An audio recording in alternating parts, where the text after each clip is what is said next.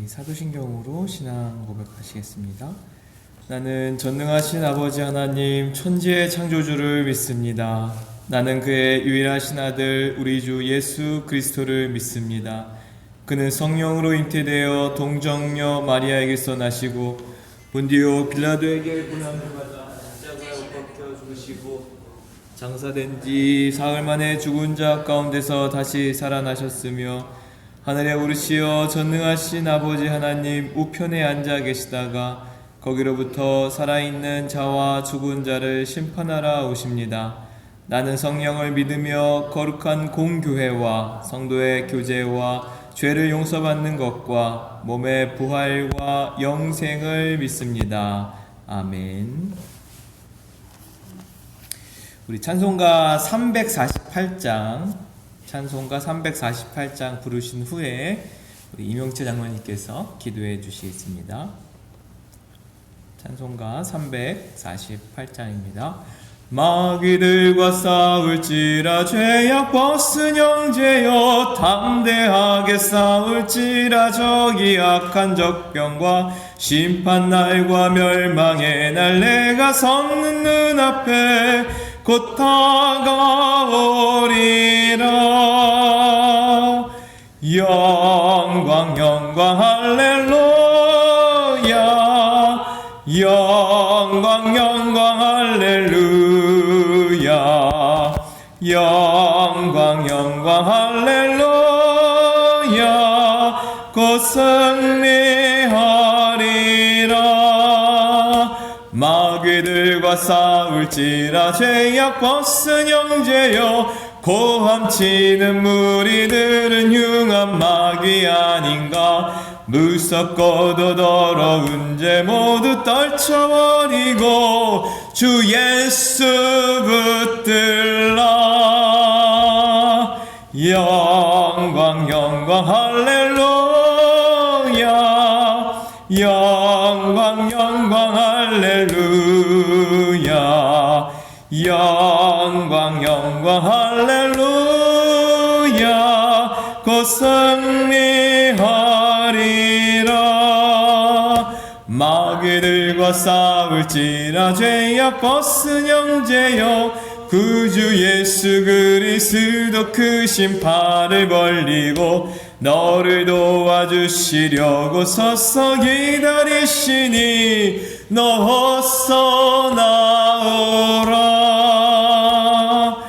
영광 영광 할렐루야 영광 영광 할렐루야 영광 영광 할렐루야 곧 승리하리라.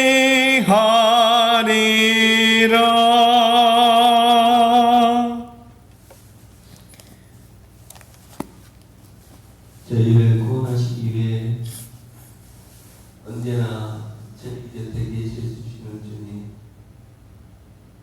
고난주간 주님의 거룩한 성전에 나와서 기도하게 하시니 감사드립니다. 저희를 대신하여 고난받으신 주님의 사랑을 알게 하시고 저희도 동참하게 하여 주시옵소서. 고난주간을 맞이해서 내 마음속에 있는 악한 마음은 없는지 돌아보게 하시고 내 속에 품었던 교만함, 입으로 향한 부도덕한 것들 모두 다 내려놓고 회개하게 하옵소서. 교우들 중에 물질적으로 어려움을 겪고 있는 성도들이 있습니다.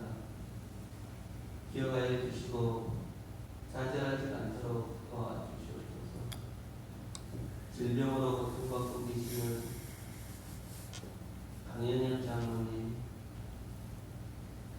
박연한 집사님, 서롱란 권사님, 서경래 집사님 어머니, 권순주 집사님 아버지, 김은기 집사님, 성기양 집사님, 주님께서 조금도 남김없이 광선으로 치료하여 주시옵소서. 하나님의 능력을 의지하는 사랑하는 자녀에게 구원의 은총을 베풀어 주시옵소서. 감사드리며 예수님 이름으로 기도합니다. 아멘. 감사합니다. 오늘 하나님 주신 말씀 요한복음 13장 21절에서 32절까지 말씀입니다. 요한복음 13장 21절에서 32절까지 말씀. 여기 한 절씩 천천히 교독하면서 한 절씩 교독하면서 21절부터 32절까지 말씀을 보겠습니다. 예수께서 이 말씀을 하시고 심령이 괴로워 증언하여 이르시되 내가 진실로 진실로 너희에게 이르노니 너희 중 하나가 나를 팔리라 하시니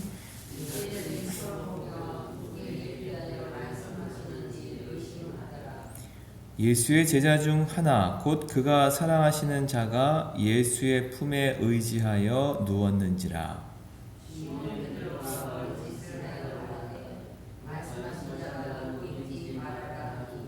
그가 예수의 가슴에 그대로 의지하여 마르되 주여 누구니까?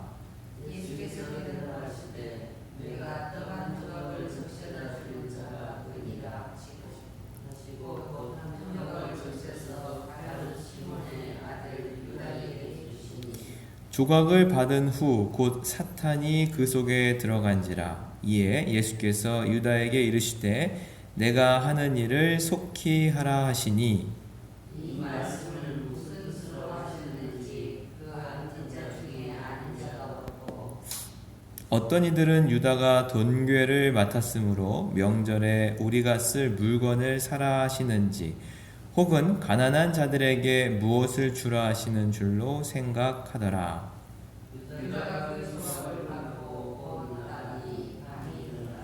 그가 나간 후에 예수께서 이르시되 지금 인자가 영광을 받았고 하나님도 인자로 말미암아 영광을 받으셨도다. 만일 하나님이 그로 말미암아 영광을 받으셨으면 하나님도 자기로 말미암아 그에게 영광을 주리니 곧 주시리라. 아멘. 예, 오늘도 잠시 한 1, 2분 정도 마음의 눈으로 말씀을 보면서 주님이 오늘 나에게 주시는 메시지, 말씀은 어떤 것인가? 단어 혹은 구절이 있다면 한번 어떤 말씀인지 묵상해 보는 시간을 갖도록 하겠습니다.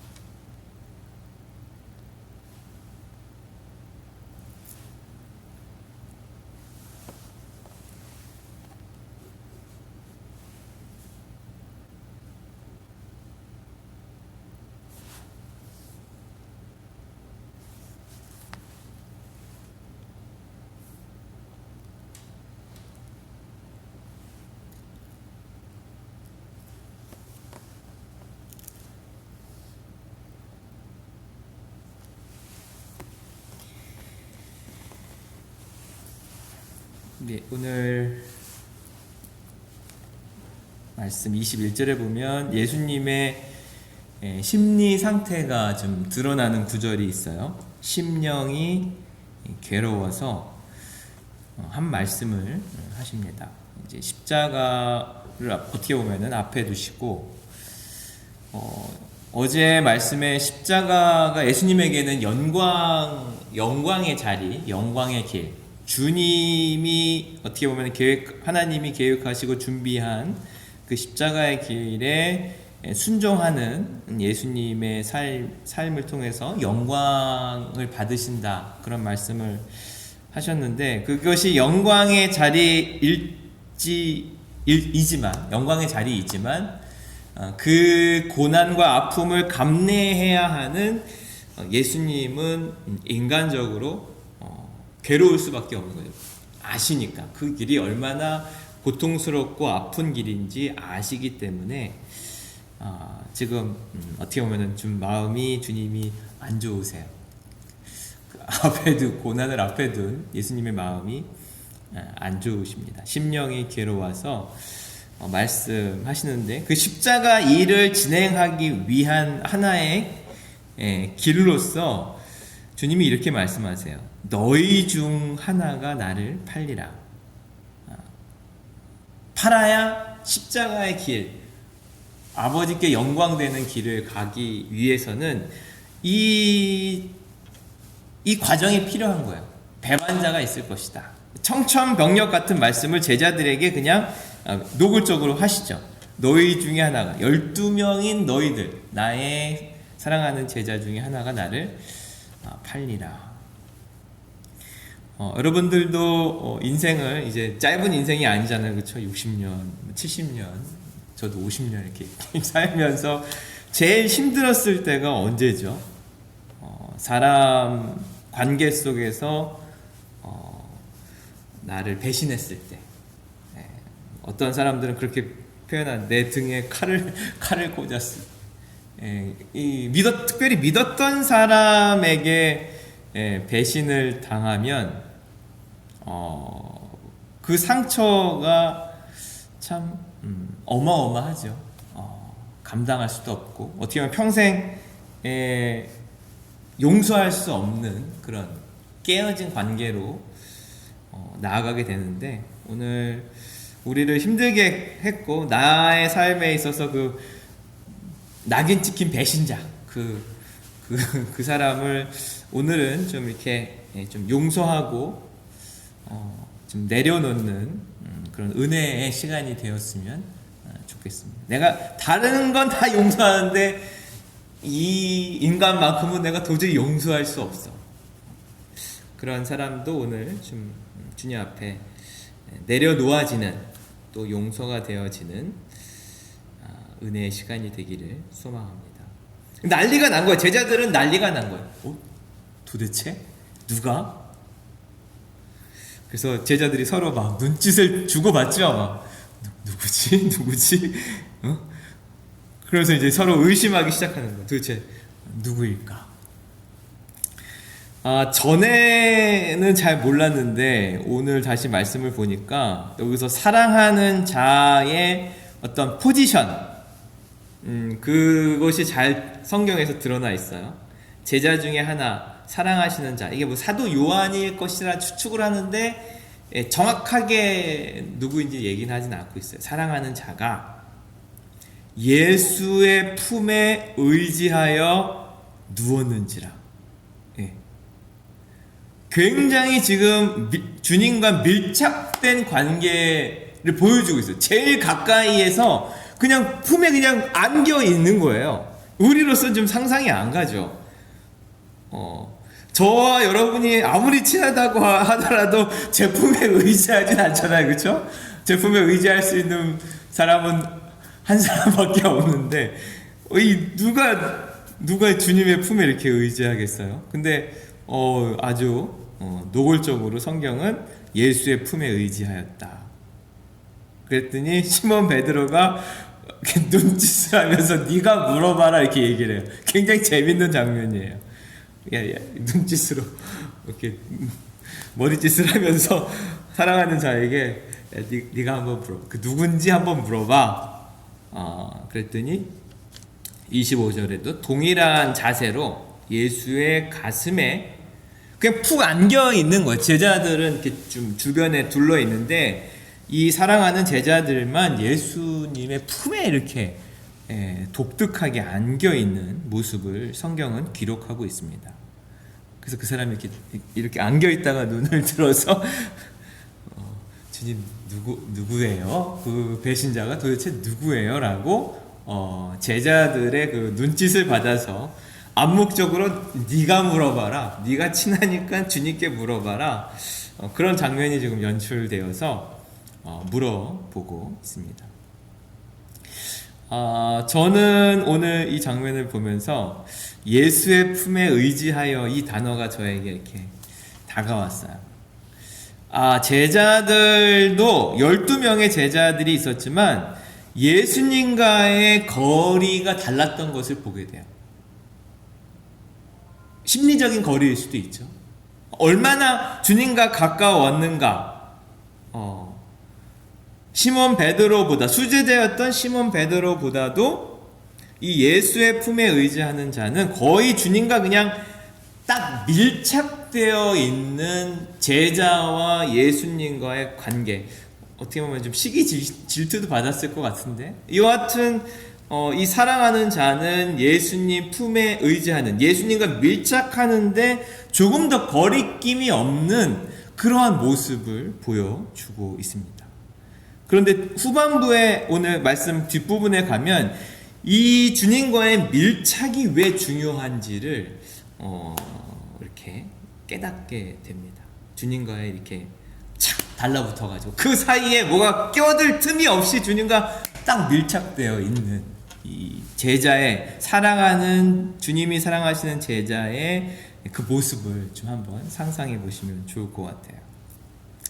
그랬더니 예수님이 그 사랑하는 자의 말을 듣고 그렇게 말씀하시죠. 아주 노골적으로 또 대답해요. 내가 떡 한 조각을 적셔주는 자가 나를 팔 자라고 직접적으로 이야기를 하십니다.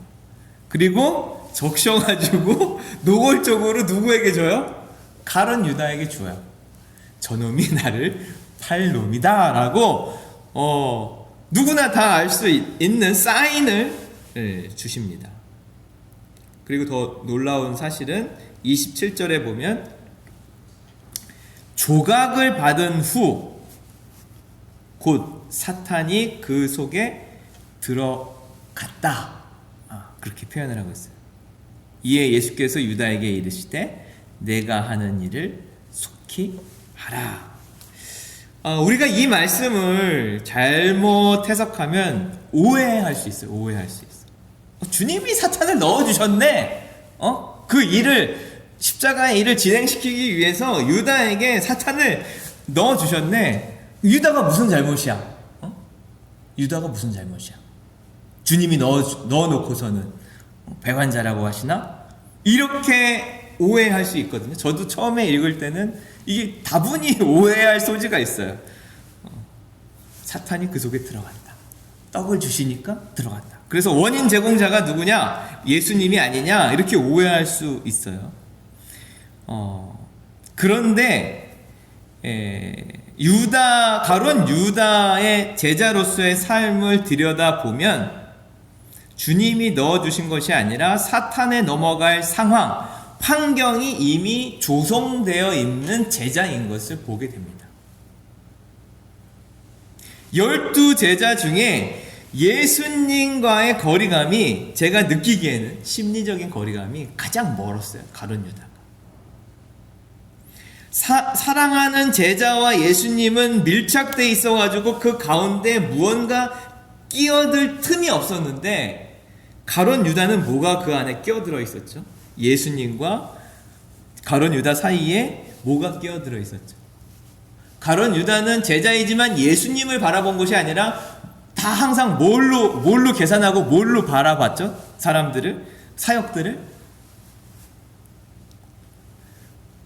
제가 느끼기에 어제 말씀도 그렇고 그제 말씀도 그렇고 유다의 어떤 그런 태도나 그런 말하는 걸 보면 예수님보다 가룟 유다는 돈을 더 사랑했던 사람인 것을 보게 됩니다. 저는 예수님을 돈에 넘겼잖아요. 그건 전 사단이 들어가서 그런 줄 알았는데 성향이 돈을 사랑해. 어제 말씀에도 돈교에서 훔칠 우리 공동 재산은 내 거야. 이 마인드가 있는, 내가 써도 돼. 내가 관리해. 그러니까 주님의 사역을 따라다니는데 사역의 은혜를 받는 것이 아니라 그 향기가 진동하는 은혜가 충만한 곳에서 이 가룟 유다는 뭘 생각해요? 돈만 생각, 돈만. 주님이 보이지 않고 그 아름다운 현장의 사역이 보이지 않고 돈이 보이는 거야. 돈으로. 그 돈에 환장한 사람인 거지. 그 예수님 사이에 떡하니 돈이라는 우상이 유다를 사로잡았던 것을 보게 됩니다. 그래서 예수님과의 밀착된 삶이 왜 중요한가? 그래야 아무것도 그 가운데 끼어들 수가 없기 때문이구나. 거리감이 생기고 예수님과 나 사이에 다른 것이 끼어들었다면 사단의 속아 넘어갈 확률이 너무 커요. 휘청휘청하는 위태위태한 신앙생활을 하고 있는 것이죠. 그렇다면 우리는 예수님과 나 사이에 거리감을 한번 좀 생각해보고 딱 밀착되어서 이 예수님 사랑하시는 제자처럼 이렇게 밀착되어서 가슴에 안겨 살아가는가? 아니면 가룟 유다처럼 저 멀리 떨어져가지고 예수님을 보는 게 아니라 엉뚱한 거 바라보면서 사단의 먹잇감으로 살아가고 있지는 않은가? 이건 우리가 영적으로 잘 분별해야 합니다. 이렇게 주님이 노골적으로 표현했는데 제자들은 몰라. 가룟 유다가 배신자인 것을 몰라요. 29절에 보면 유다가 돈괴를 맡았으므로 명절에 우리가 쓸 물건을 사라. 엉뚱하게 엉뚱하게 또 생각을 하는 거죠.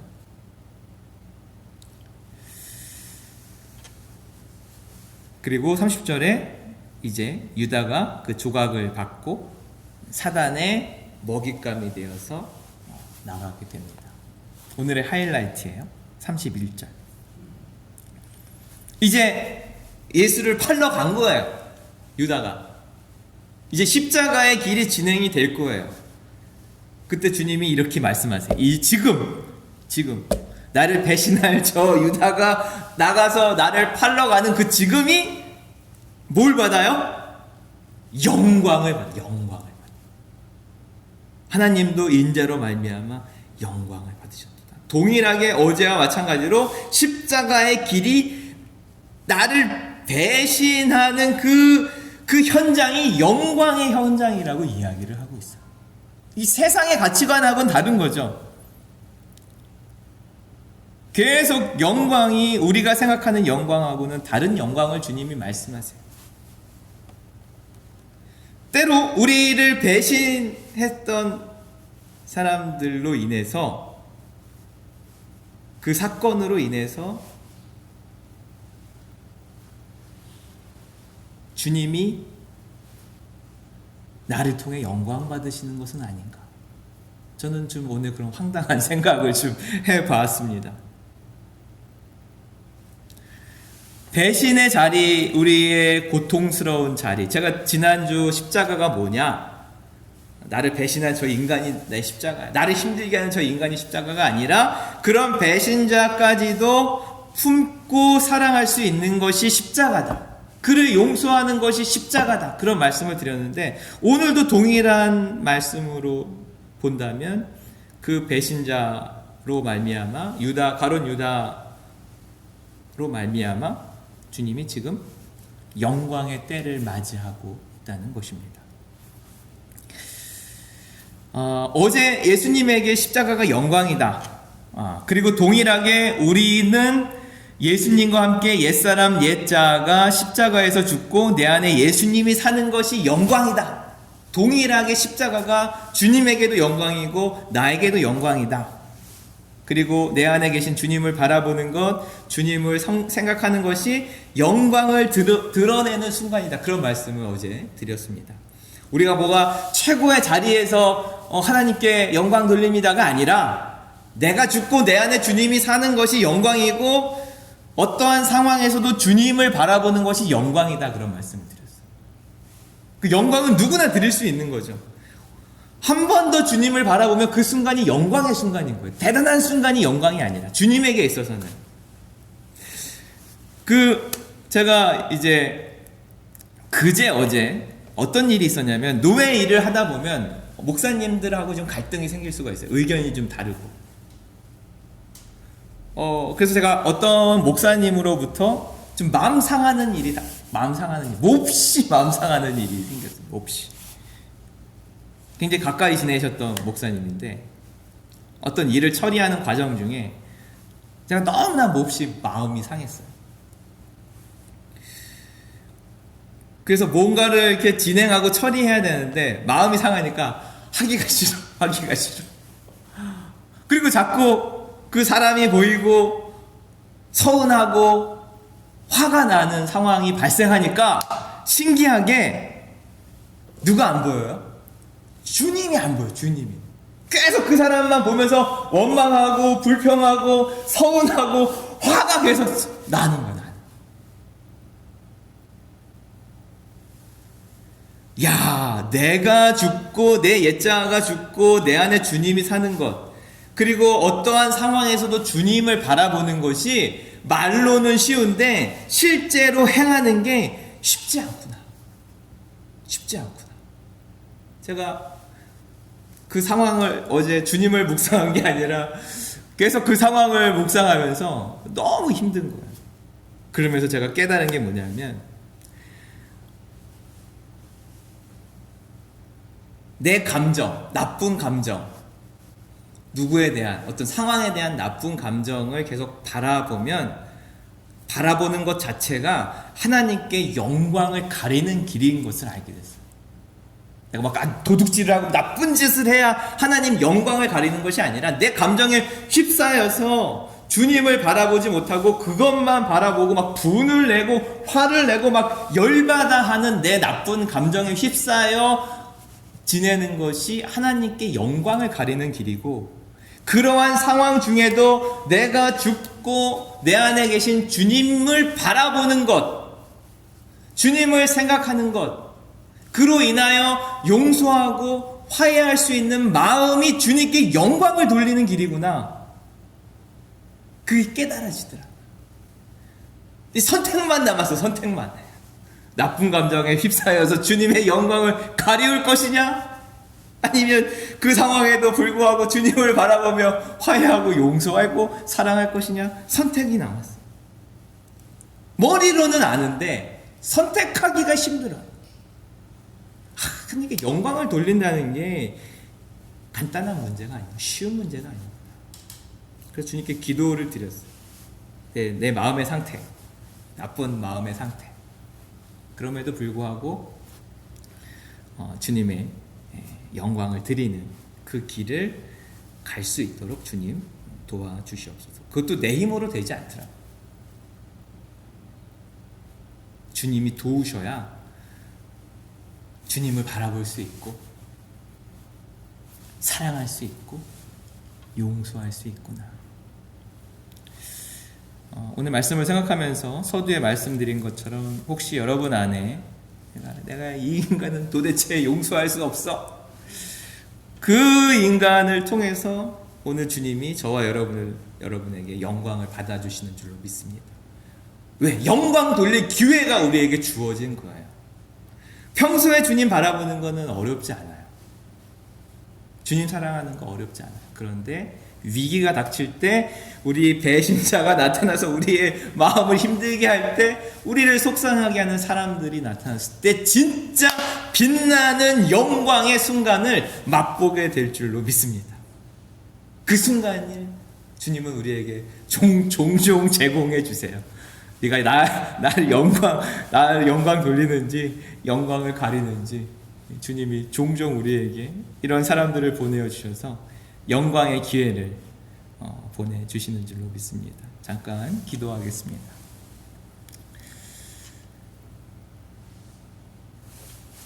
나를 힘들게 하고 나를 배반하고 내 등에 칼을 꽂고 도무지 용서가 안 됐던 그 사람을 통해서 오늘 주님께서 나의 영광을 받아 주시옵소서. 내 나쁜 감정에 휩싸여서 영광을 가리는 삶이 아니라 그 어떤 상황이라도 어떠한 경우라도 주님 바라보며 주님의 마음으로 용서하고 사랑할 때 반짝반짝 빛나는 영광의 도구로, 영광의 순간으로 우리를 받아 주시옵소서. 특별히 주님과 밀착되어서 사랑하는 제자와 같이 살아가기를 원합니다. 주님과 내 사이에 아무것도 끼어들 수 없도록 주님께서 막아주시고 지켜주시옵소서.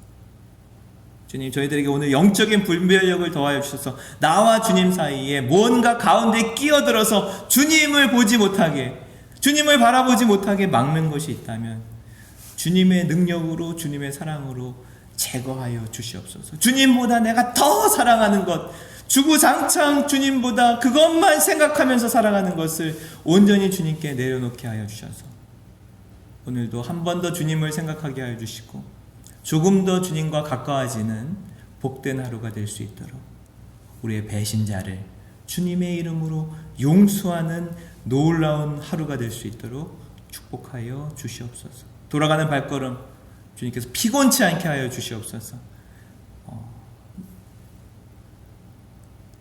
이 새벽을 깨워드리는 이 헌신하는 시간 더 큰 것으로, 하늘의 것으로 채워주시고 인도하여 주시옵소서. 우리 환우들을 기억하여 주시옵소서. 우리 장로님께서 한 분 한 분의 이름을 부르면서 간절히 기도했던 것처럼 주님께서 저희들의 간절함을 들어주시고 그 가정에 주님께서 친히 신방하여 주셔서 위로하여 주시고 감싸 안아 주시옵소서. 오늘 김홍기 집사님이 12시 반에 수술 시간이 잡혀 있습니다. 주님의 아들에게 담대함을 은혜를 덧입혀 주셔서 깨끗하게 치유를 받을 수 있도록 수술 후에 깨끗하게 회복되고 치유될 수 있도록 또 한 주 후에 또 오늘 왼쪽 다리, 다음 주에 또 오른쪽 다리 긴 시간 이제 입원해서 수술과 치료의 과정이 병행될 터인데 그 시간도 주님께서 함께 하여 주시고 외롭지 않도록 주님이 친구가 되어 주시고 능력이 되어 주시고 치유자가 되어 주시옵소서. 오늘도 친히 우리 모든 성도님들의 삶에 신방하여 주셔서 조금 더 주님과 가까이 한 번 더 주님을 바라보는 은혜의 하루가 될 수 있도록 인도하여 주시옵소서. 감사드리며 우리 주 예수님의 이름으로 기도드립니다. 아멘. 하늘에 계신 우리 아버지, 아버지의 이름을 거룩하게 하시며 아버지의 나라가 오게 하시며 아버지의 뜻이 하늘에서와 같이 땅에서도 이루어지게 하소서. 오늘 우리에게 일용할 양식을 주시고 우리가 우리에게 잘못한 사람을 용서하여 준 것 같이 우리 죄를 용서하여 주시고 우리를 시험에 빠지지 않게 하시고 악에서 구하소서. 나라와 권능과 영광이 영원히 아버지의 것입니다. 아멘. 함께 새벽을 깨워주셔서 감사합니다. 우리 각자 기도하시고 또 삶의 현장으로 또 돌아가시겠습니다.